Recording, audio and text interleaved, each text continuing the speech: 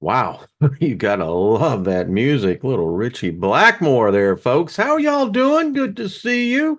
Thank you for tuning in and being a part of this magical mystery tour.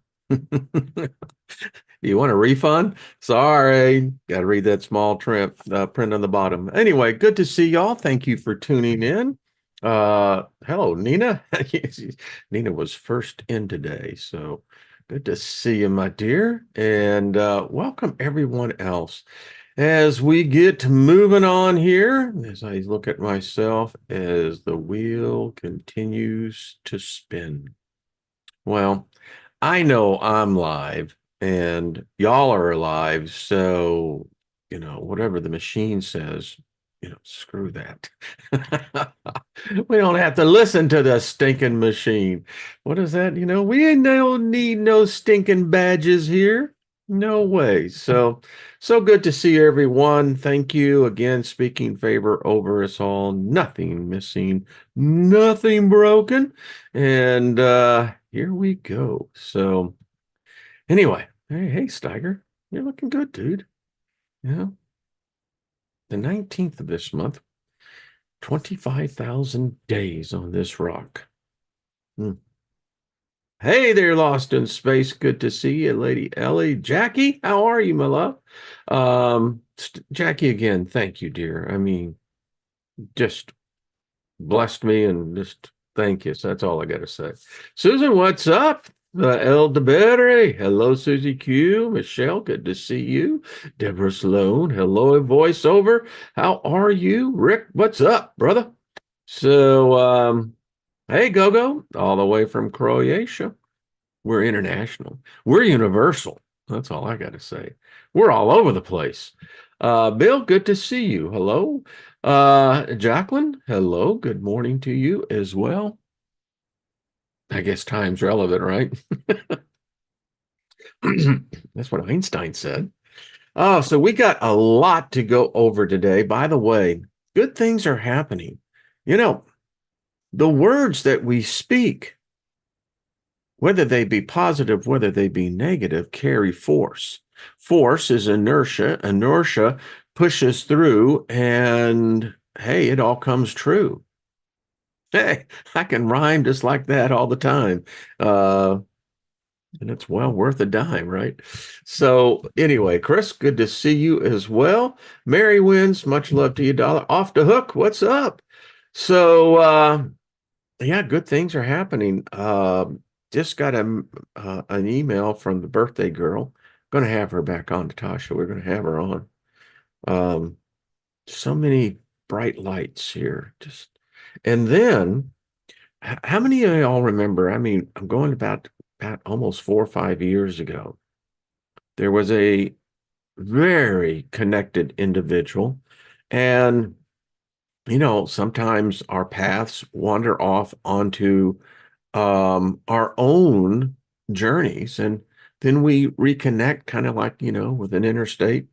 So heard from Joshua and have some new messages from Source. So Joshua, much love to you, brother. And I read the letter. Wow. So anyway, there we go. Bonnie, what's up? Good to see you as well. Um, and there are others in here. There's a full chat room. So I want to get right into it. So we're reading Christopher's book, Beware of the World to Come, and available on Amazon and other places, retail places that sell good books, right? And we have studied this here, this group, we've studied Yahweh, Satan, Lucifer, Jesus, Lilith, Enki, Enya. I mean, I can just go on and on and on. And I don't know, but it seems to me, I feel like I'm at a three-card Monte game on the corner of Times Square, where somehow you get suckered into this game and there ain't no freaking way you're going to win it. No way. It's set up. It's rigged. And all the people that are standing around, what you don't know, you're the mark because they're all in on it. The point is that the names, they all show up with the same group. Now, I may not be the smartest or sharpest tack in the box, but you know what? I am just got enough common sense to go, yeah, this don't feel right. And there's a good reason for it. We have studied Yahweh. I mean, how many of y'all remember? And it's interesting because look at the books we study. This was Yahweh and the gods and goddesses of Canaan, John Day's book. So we know as we went through this book and still reference it quite often. Um, these names, Yahweh, El, Ashroth, I mean, Baal, I mean, like I said, Lucifer, Satan. I mean, it's Aristeia. It's all there. This is an inside crime syndicate. That's all I got to say to you on that. Allow me to close that out. That's what it is. Now, it's interesting because I remember years ago, Lynn and I, we were in Las Vegas and we went and saw the Jersey Boys. It was the original Broadway cast. Phenomenal show. Well, years later, that went through and saw it again, and it wasn't the same. Just wasn't. I mean, it was the same play, but, players.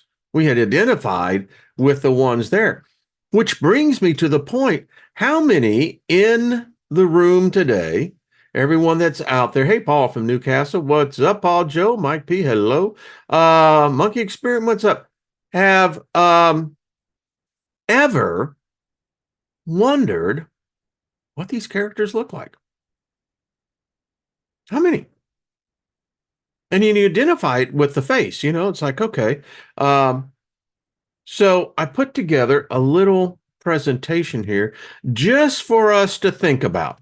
We're talking about Yahweh, we're talking about Baal, we're talking about Satan, So archaeology continues to dig up the past. Now, this was from the times of Israel, and this is Yahweh.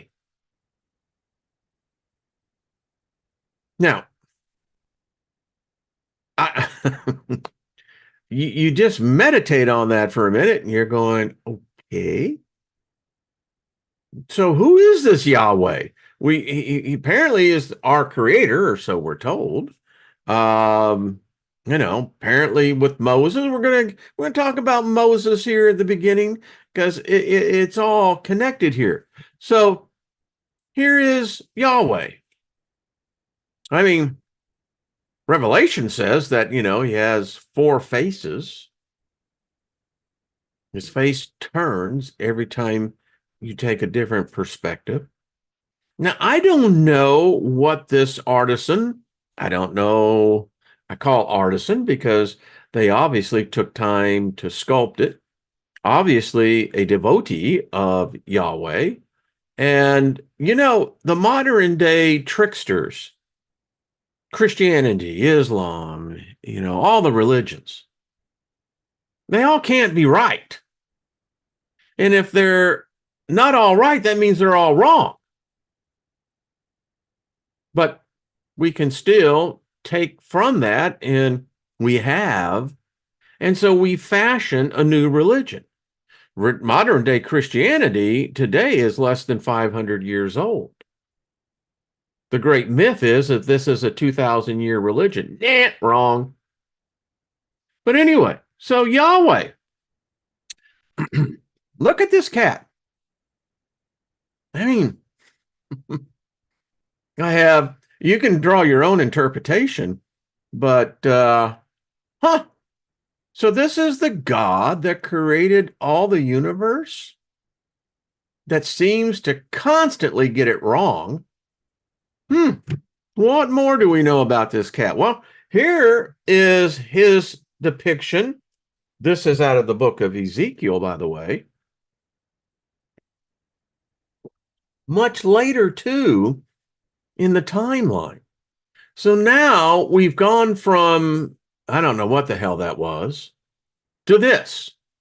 So we have the will, the throne, and we've talked about this. And so this is a graven image. The fact that this image even exists, if you take it literally from the words, you should be dead. Anyone that dare draw the image of God, you don't do that shit. But anyway, someone did. And it's interesting because you got to think about the cat who actually did this. I mean, what was he seeing? We can't even begin to think how he thinks because he could never figure out how we think.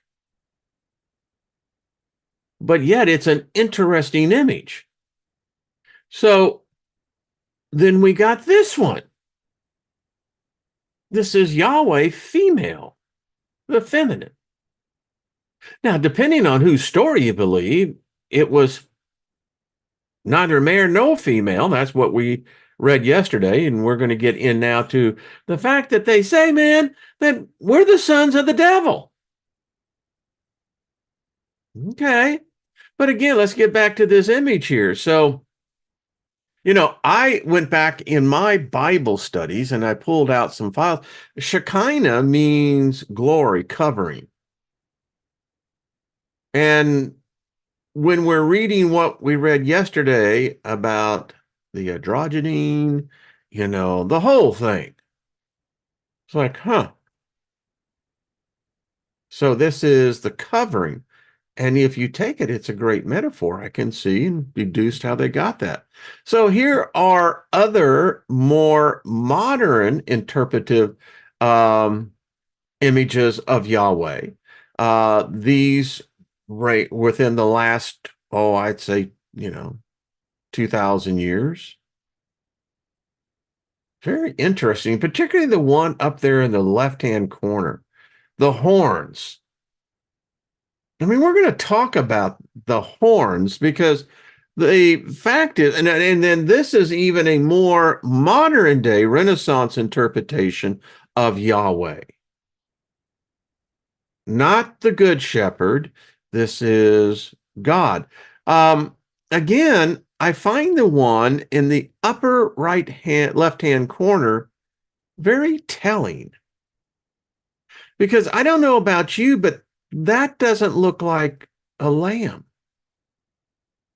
That looks like a goat.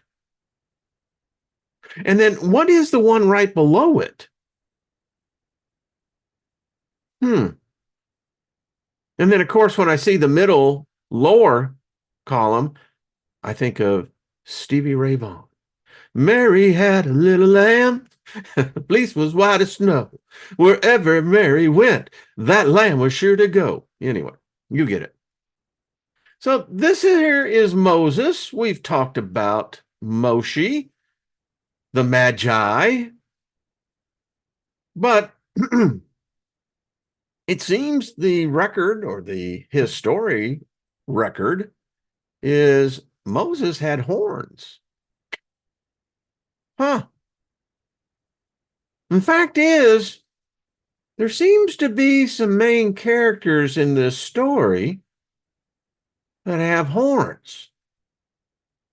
Now, we've studied here, we know that horns mean wisdom. So, he's got two horns. We've seen those depictions of others that had one horn.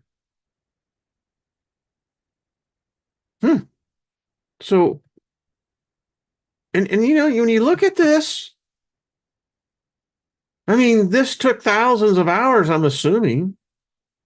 The sculptor, I mean, it's a priceless work of art. But we know as well is that when the artisan is in such strong intent and focus, they're channeling to a higher consciousness. So you have to kind of take this serious because it shows up in many different places. Moses, who meets Yahweh, not only grew horns, after that encounter, but his body also was irradiated, he's shown. Did you know he had to wear a veil all the days of his life because the Israelites were like freaking out, man? I mean, you invite this dude over to your house for a little dinner or maybe a little party, and you don't need a light. The damn dude is a light. And then just check this out. The vast majority of people don't understand this. And it's not for, I don't know, it's sometimes too difficult to connect the breadcrumbs. But if you do, in this age where the new God is taken over, we call it the internet, but it is the new God, just like wokeism is a new religion. It's a problem with politics. When you get polarized into it, you've become a religion. But check this one. And what do you say to this? Now, I can't see everyone in the chat room, but I'll look back, but particularly the one in the middle upper column. So there is obviously a knowledge, well known apparently, because when you look at the different sculptures of this, the individuals who did and created these works of art, how did they know? I mean, some of these are 500-600 years apart, and they didn't see it. Different places of the world. How did they know? Strangeness here. I mean, this has just got weirdness all over it. Because it would appear the real God has horns. Huh. Well, that certainly changes the narrative. And you tell me they know something that the vast majority of the population has no freaking clue. Could you imagine me going on Trinity Broadcasting Network and announcing to them, sorry, all you Christians and out there that are Jews and all the rest, but you're worshiping the devil, actually. You are, in fact, children of the devil. You're not worshiping what you think you are. Man, you kidding me? They'll have the ropes ready, right?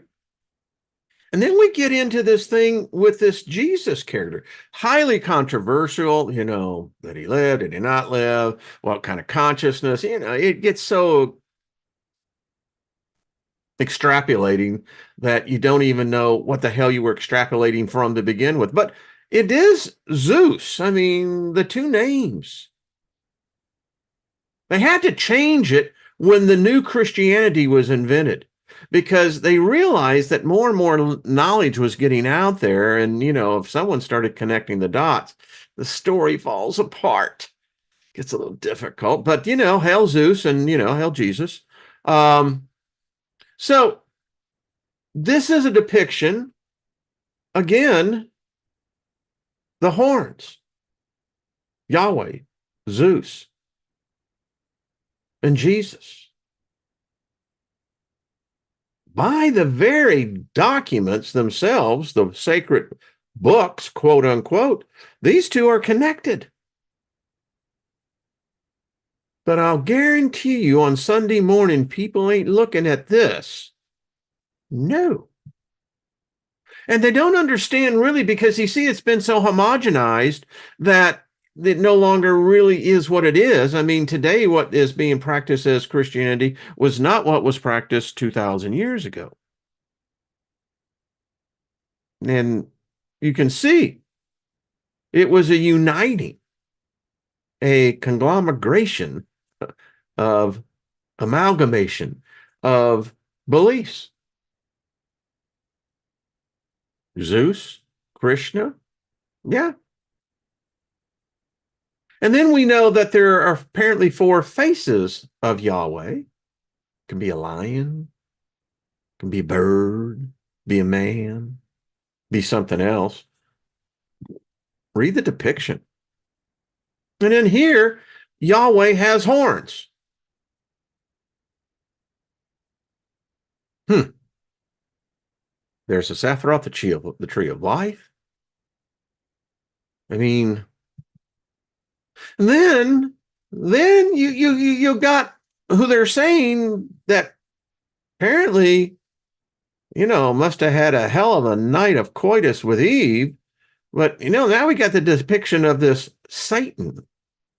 And of course, everything that was depicted at the Renaissance going forward is death. Why? Because sin is death, right? But there are other pictures of Satan that shows just the opposite. In fact, even the Bible, and Linus, I was bringing up the point that you said you question ancient documents. I get it. But the Bible is considered an ancient document. Highly revised, granted, in modern day, but still, that was the point.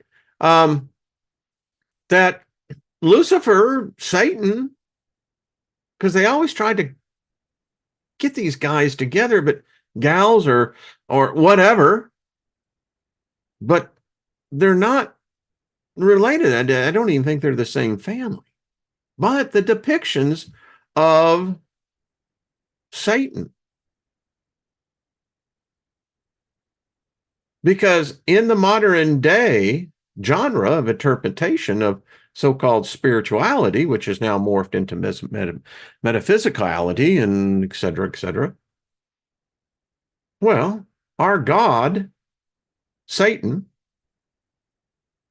Lucifer, I don't really think Lucifer has anything to do with this, to be candid with you. I think the cat's much more, he's like, the hell, I ain't getting involved with that. But nevertheless, either E.T. is God and the representative of God, and Lucifer, Satan, is the power control down here. Got horns. So if Satan's got horns, doesn't that mean he's one damn smart whatever it is? He's got the horns. The horns are wisdom. Well, I've often said, and we've done this ad nauseum here, we can't find any record of Satan or Lucifer particularly ever harming a human, ever commanding a human to worship him. Never. But who does? And then we got to have the depiction, of course, of Job here, because Satan, small s, not big S. The big S didn't come till much, much later, but the small s, apparently it says that he is a son of God. That's what it says.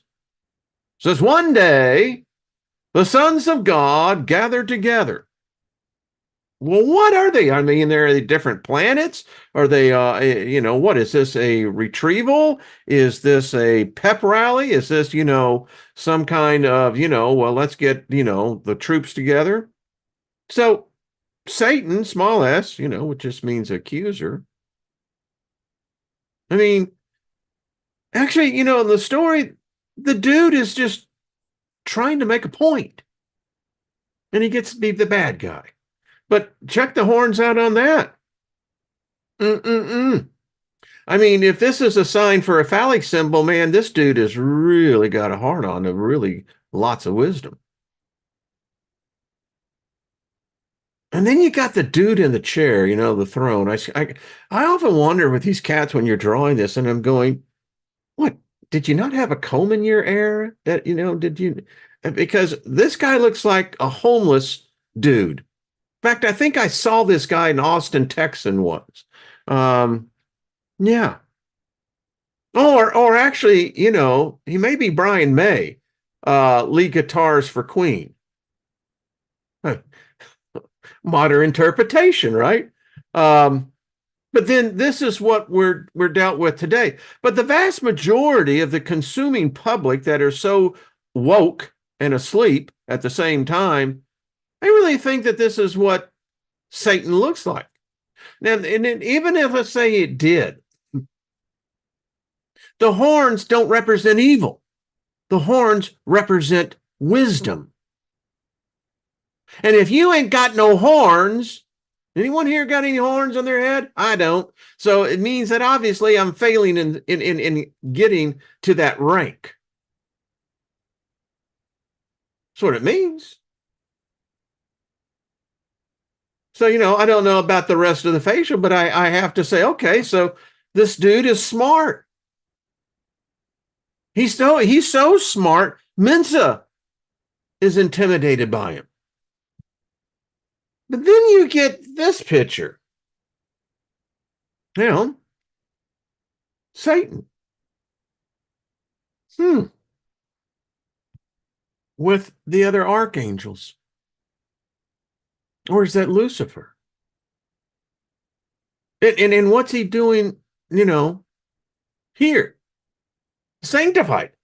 Because here you got the glow, you got to have the glow. If you got no glow, you got no JoJo. You got no mojo.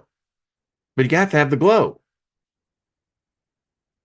And then, of course, the great thing about the Renaissance period is that they completely reinvented this under, of course, the guise of the very guy who is apparently now the really deceiver. But anyway, because now we got to have this monstrosity coming down. And and you can see the ignorance of the artist here. Because again, horns represent wisdom. Here, they're just trying to, this is like a modern day Hitchcock or Boris Karloff. I mean, the horror movies that I grew up with, Lou Costello, and it's the Frankensteins, and this is what becomes reality. Because when people think of hell, oh yeah. But then I like this one. There's the artisan that sculpted this was definitely in tune to this spirit being or consciousness.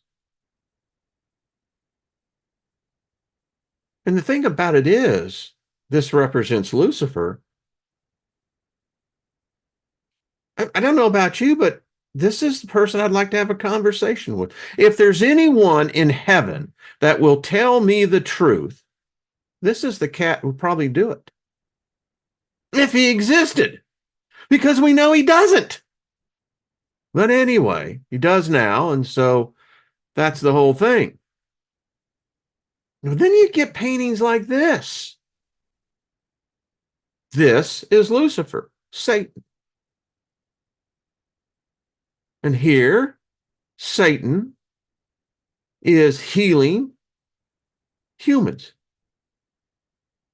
Now, when I looked at this one, you look down at the bottom right portion of this. I'm looking at that, and am I really seeing that right? That's a skeleton. So the interpretation here is resurrection. The woman's bringing to Satan her dying child, or in this case, the child has died. But you got to get really deep into these things. And of course, this is what Christians from all over, I don't hear the Muslims having any problem with Baphomet being in a State House building, in the federal Capitol building. I think this is the rightful place of it. But this is because you're deceived. It's like someone wrote me, he said, "You are so deceived. How can you even believe that Satan of all things, loves humanity?" Well, because I can't find where Lucifer ever condemned or cursed man. I really can't find where Satan did it either. But they want to tie it in the story because you remember Satan, represented by the serpent, I mean, he was hanging out with Adam and Eve. They're smoking the joints, man. And, he's teaching them how to distill, get some really good, vodka or maybe some beer or some wine. I don't know. But they're sitting around, they're rapping and they're talking. I mean, yeah. It wasn't until the other dude came in who got all pissed off and, started the curses. It wasn't this guy. Dudette did it. I don't know. Oh, people freak out on this. They just freak out. But yet you're telling me like this is what? Better? Are you freaking kidding me? Between that or this? There's something about where this seems to be of a much more calmer state. Whereas this, and of course, this is the Pope's reception hall. All right, this monstrosity that was created, it freaks me out. Still does every time I study it. And then, of course, we get back to this. So, what is this, Lilith? Is this Eve? I mean, what are we dealing here? This is a reptilian. And you could really get into all of this, but so really the question comes down, who is humanity's creator? Because there's obviously some weird stuff going on. I mean, all I did, folks, was spend 2-3 hours and collecting this and putting it into where that we could look at this and go, yeah, I mean, sure. I mean, you find your own interpretation, your own conclusions, but it's like, I don't know about you, but it seems to me that this is all connected. An inside racket. Hey, Scotty boy, it's just weird. All right, so let's get back into our book here. I hope you enjoyed that. And, that's just one of those things that when you go through that, you go, So we created this. And that's what it is. It's humans that created this. I don't see no God down there. I didn't see any angel or demon down there carving this out. It was us. What the hell are we thinking?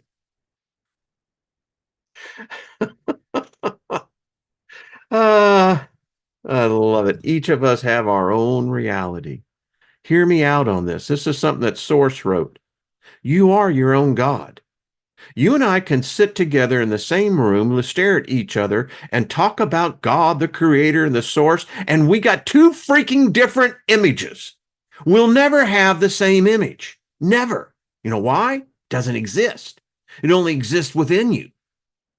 You are the image of whatever God, demon, angel you create. They don't exist. Only within you. So, hey, look who it is. JD, what's up, brother? Good to see you. So, now let's move on with our reading because, again, apparently we're the sons of bitches. Now, I've advanced on this so that if you want it, buy the book. Do the dude a favor, spend a few bucks and, make it where, he had fun putting this together and did some good work. So the Kabbalistic transhumanist movement seeks to make posthumans immortal and undo the curse the gods had placed on Adam and Eve. And we got that. This fucking God cursed us. You know what I got to say to Yahweh? Fuck you, man.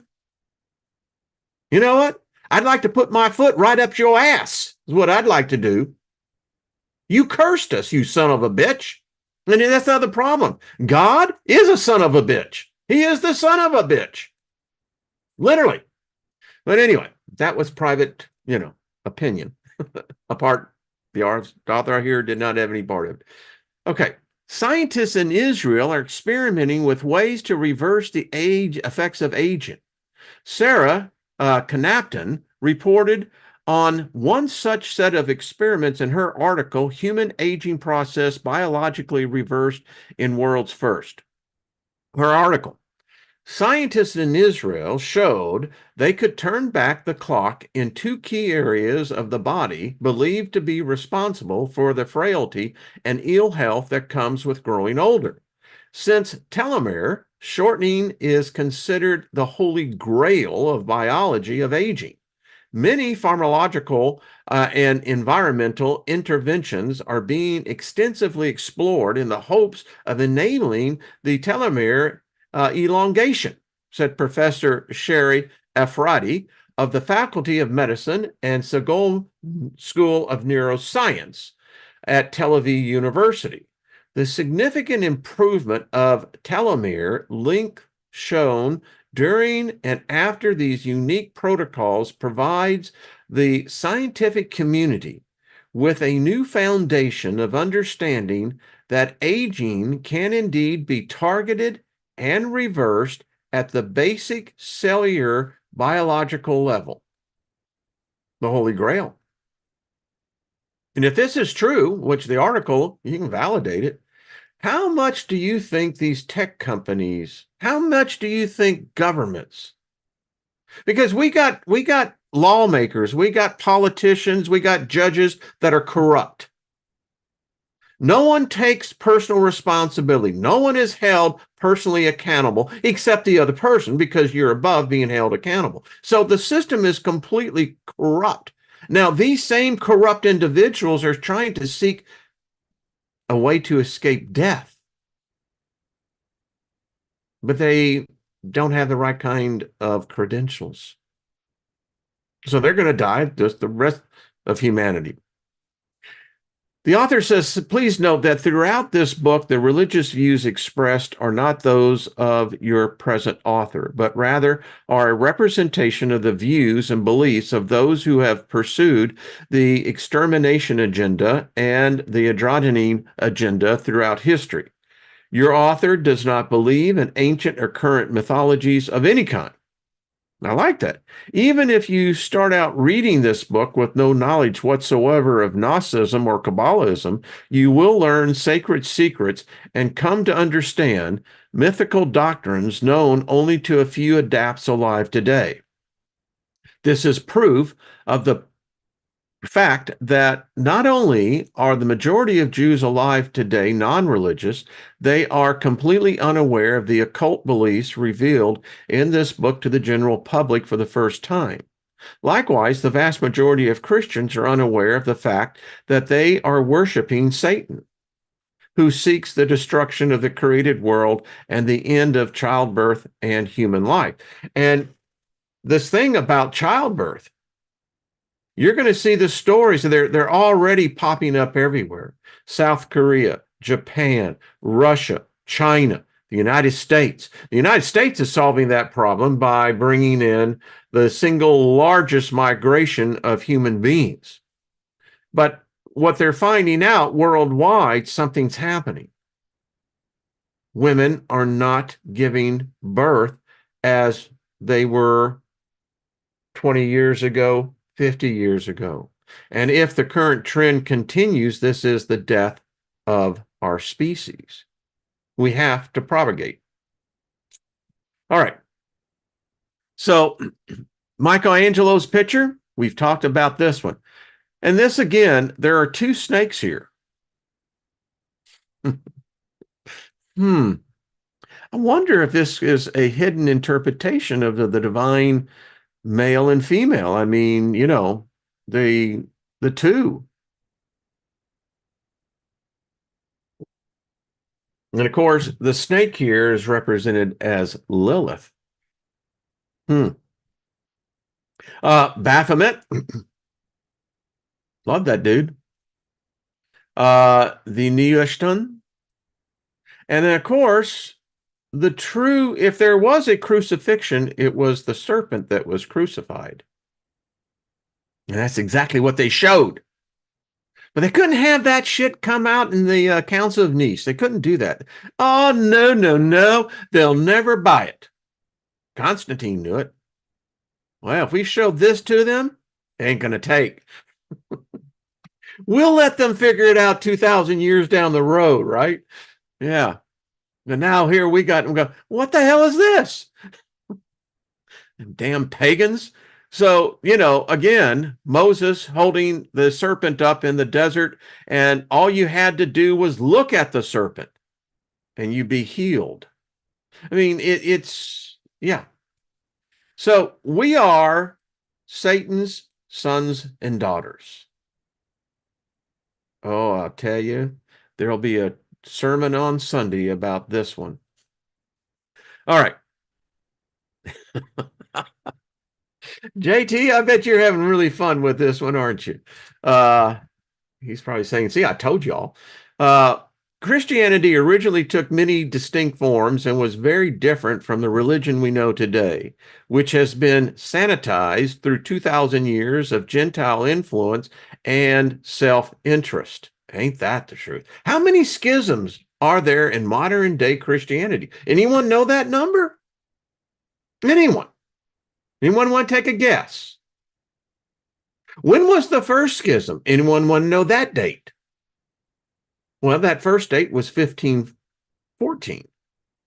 Today, there are over 30,000 plus different schisms of Christianity. Christendom is more the correct. Modern Christianity has prohibited many of the original beliefs of Christians, who were mostly Jewish. Oh, I don't like that. Isn't it odd how you have Protestants that look at Catholics and go, no way in hell am I associated with that? But then you go, well, wait a minute. You're using their gods. And has declared them to be heresies. This process started very early on when there were profound disagreements among and between the various Christian churches and church fathers. I always wondered this because, listen, you ever been out in the missionary field? So how this works is that, if you just happen to be, well, let's say you had a trip and you go to the village and you tell people God spoke to you. And let's say you said, I had this thought that, it's going to rain in 2 days. Now it's been a drought. And sure enough, it rains in 2 days. Now you've become the holy man. That's how it works. Christianity emerged in a Jewish world that was undergoing the throes of a tremendous transition. It arose during the changing of the ages from Aries, the age of the Jews, to Pisces, the age of the Gentiles, and the two Leviathan serpents. Jewish prophets had long insisted that the Jews surrender their power and religion to Gentiles for over 2,000 years as part of the process of repairing the world and preparing it for the world to come. The Jews had to atone for failing to obey the commandments of their God. There had to be an agent of accusation, Satan, prosecution, and punishment. Read the book of Isaiah. That's exactly what Satan is. He is God's basically prosecuting attorney. Literally. The idolatrous gods of the Gentiles had to be defeated, and the Jews were too few in number to accomplish that task on their own. So the Gentiles had to be tricked into destroying their own gods and themselves. Only then could the Jews be redeemed and enter into the messianic age of Aquarius with cleansed souls 2,000 years later. Satan, capital S, and the Gentiles were slated to accomplish all of these tasks for the Jews who would trick them into doing so. Always jacking with us. Satan had several divine roles to play in the Judaism that spawned Christianity. Satan was the deceitful guardian angel and heavenly prince of princes, of the Gentiles. Now, I don't know. I don't remember voting for this. If you're calling me a Gentile, you're calling me a human. When did this happen?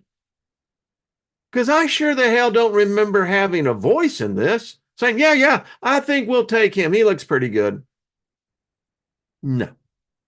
Satan was the angel of death who tempted Eve to eat of the tree of knowledge, and therefore brought death into the world. That evil was good, in that it hastened the repair of the world and the arrival of the world to come. It opened the door to reincarnation and the cleansing effects of death and rebirth. Androgynous Satan was the parents of all Gentiles. Androgynous Satan placed the embryo of Cain into Eve, which Satan, in the separated form of the male demon Samael and the female demon Lilith, had spawned. You see what I said at the beginning? This is a crime syndicate. This is a family. Ay, ay, ay. Satan and Cain's descendants became the evil and much hated Gentiles. Remember, the story, the clue was given when God cursed Cain and kicked him out from Adam and Eve, right? Remember the story? Well, so Cain takes his sister, who is his wife, but went out, and there were the people on the plains. Them are the devil's people. Yeah. It's like, okay. Who constantly tormented the Jews and who worshiped idols and often enticed the Jews to worship these foreign gods. Again, no personal responsibility, no moral compass here. It's his fault. Yeah. The Jews' God Yahweh was jealous of the idolatrous gods, and the Jews were jealous of the Gentiles. A whole lot of jealousy. Doesn't God say that in the book of Isaiah? I am a jealous and vengeful God? Okay, moving on along. Meaning that the idolatrous gods and the Gentiles had to be exterminated. Now, I don't like that word, particularly when it's trying to be applied to what they're calling me. I mean, I'm sitting here going, what? You're going to do what? Yeah, I ain't digging this thing at all. Satan, often called Beel or Beliar, was the divine agent of punishment for the Jews. The Wikipedia article, Belial, states, Belial is sometimes presented as an agent of divine punishment and sometimes as a rebel, as in Mastema. It's messed up, man. The highest consciousness of everything, and this is what it comes up with? This is what it comes with, punishment? Pain, suffering. There's something messed up, folks. Is fundamentally messed up with that. Satan meted out divine punishment on the Jews. Satan was the accuser and prosecutor of the Jews to Yahweh in the heavenly court.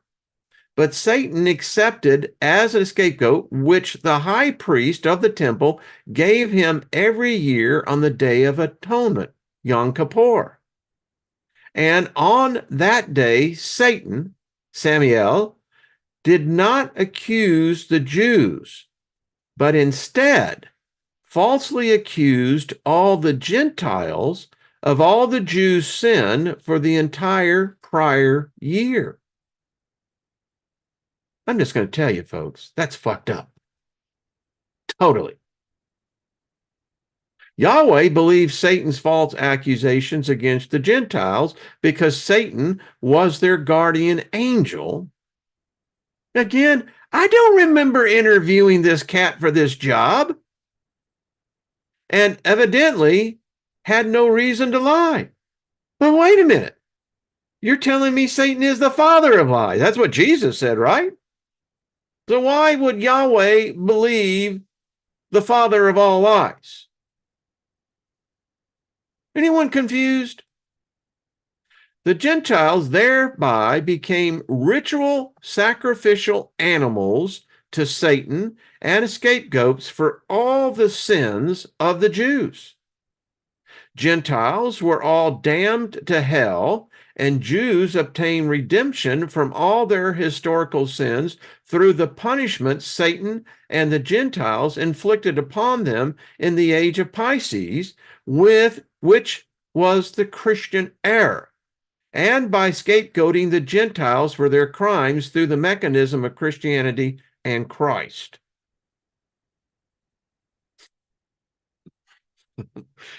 Voltaire famously said, if God did not exist, it would be necessary to invent him. That's exactly what we did. The same is true of Satan. The Jews had no real world Satan to accuse them and provide them with atonement. So they invented Jesus, Satan's son. The son of Satan and Satan are one and the same God. Now, I put that in there. The author said, and Satan are one God. Satan has a threefold nature. Satan is composed of the trinity of Samael, the male aspect or father, Lilith, the female aspect or Holy Spirit, and the androgynous son, Jesus Christ. Someone sent me a video last night. There's some Greek writings that would, as I wrote back to the gentleman, I said, that certainly wasn't on the agenda for Vacation Bible School. It was like, what? Anyway, that's what happens when knowledge starts coming forth. You're going, no, wait a minute. That wasn't what I was told. Exactly. Knowing all that must be done to complete the transition from the Jewish age of Aries to the Gentile age of Pisces, Jews concocted the Jesus myth and eventually made it the official religion of the Romans, whom they viewed as the evil other side. They created a legend that Satan, in the separated form of Samael and Lilith, placed an embryo into the virgin named Mary, just as Satan had placed Cain into the virgin Eve. And just as Satan had brought knowledge to humanity by tempting Eve to bite the fruit of the tree of knowledge, Satan's son, Jesus, came in the guise of the tree of life to seduce Gentiles into worshiping death and the incarnated son of the angel of death, as if death and infertility were instead life everlasting. The subtle and wise serpent Jesus tempted Christians to eat his flesh and drink his blood, just as he tempted Eve and Adam to imbibe in the forbidden fruit, and with the same effect. I want to stop right here, and I'll finish the sentence out. Christianity carried with it the curse of death and expulsion from the garden of the world to come. And folks, I have read so many different theses and different things about this drinking of blood and eating of flesh. And I don't care if if you're saying that it is metaphorically or whatever. It is fundamentally corrupt. It's cannibalism and vampirism. And whether you want to say, well, no, this is the Holy Sacrament, Holy Eucharist, I don't care how you want to label it, it's still corrupt. And we have, and we'll probably get into it again. It is one of the things that I have the deepest regret of ever partaking in. I mean, it pains me spiritually, because I really did believe I was doing something sacred, that I was getting closer to God. Yeah. No other religion does that. It's bizarre. Jesus fulfilled a plan that was thoroughly worked out in the Septuagint hundreds of years before the authors of Gnosticism and St. Paul brought him to life in their manuscripts.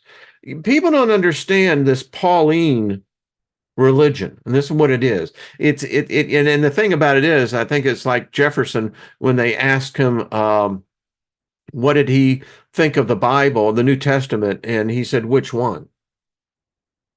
Because there's two New Testaments. You've got these cockamamie stories that go to the first 5 books, which represent the first 5 books of the Pentateuch. Then you've got Paul that brings in a total pagan, occultish religion. And that's what it is. Anyone who studies, you can come to the same conclusion. So what was Paul channeling? The authors of the Gospels conceded the fact that they based their claims of the divinity of Christ on this pre-existing plan and were following a script their ancestors had written down centuries before they copied it. What they did not openly reveal were their true intentions. The high priest of the temple of Cepheus, faced a terrible dilemma the very year Jesus is said to have been either begun or end his ministry in 30 AD. In that year, the ritual sacrifice of the scapegoat of Yom Kippur failed, and the Jews were unable to place their sins on the goat and transfer them to the Gentiles. Not coincidentally, Jesus pledged to become the scapegoat for all the sins of the Jews and save the Jewish nation that very same year. And that's the thing what gets me, as you read it, he didn't come for the Gentiles. In fact, there is a story in the book of John where the woman comes up at the well and, Jesus is telling her about her life and what have you, but she asks him for forgiveness and he says, well, what right do you have as a dog to be eating at the chosen children's table? And she said, well, even the dogs get the scraps off the chosen one's table. All right. Cepheus made arrangements for the formal ritual sacrifice of the serpent Jesus, who was to be hung on a wooden pole like the brazen serpent of the Nashuntan, which human sacrifice would heal the Jews, the scapegoat of the Gentiles for the sins of the Jews, and make Jesus the guardian angel of the Gentiles, who would accept all the sins of the Jews in the age of Pisces and transfer them to the Gentiles, just as a scapegoat of Satan had done for generations in the ages of Aries on the Day of Atonement. The everlasting life Jesus promised to the Gentiles was instead eternal damnation in hell for the transferred sins of the Jews. Though the Jews believed that their immortal souls would occupy the world to come here on earth, Christians were duped into welcoming their immortality in the Greeks' realm of the dead of Hades, Gehenna, where Satan ruled as king of the damned. Paul declared that Jewish law is a curse, and Jewish became cursed to the unburdened Christians of the curse of the law.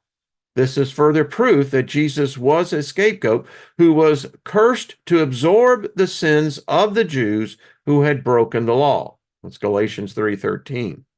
Wow, where did time go? Christ has redeemed us from the curse of the law, being made a curse for us. For as it is written, cursed is everyone that hangeth on the tree. Someone wrote me a couple of weeks ago, said, well, this curse thing, that's just a bunch of nonsense. Why? As I wrote that, I said, well, you can believe whatever you want, but I'll have to disagree with you. They're real.